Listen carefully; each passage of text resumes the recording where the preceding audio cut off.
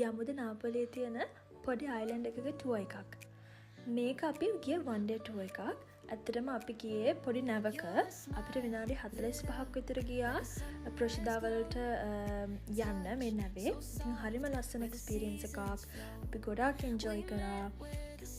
ඇත්තටම නේචර් එක එන්ජොයි කරන්න හොඳම තැනක් තමයි ප්‍රෝෂිදා. මාරම වීව් එකක් තියෙනවා. ඉතින් මේ මගේ ෆස්ට් එක්ස්පීරියන්ස් එක අයිලන්ඩ් එකකට නැවක යන.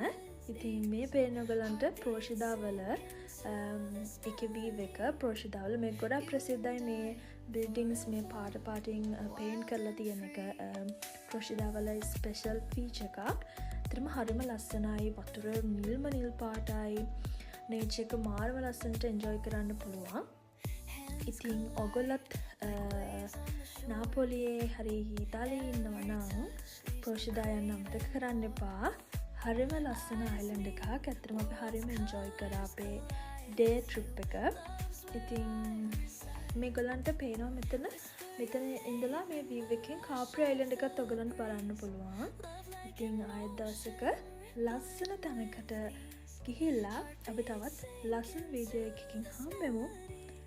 මෙහෙනම් චාව්.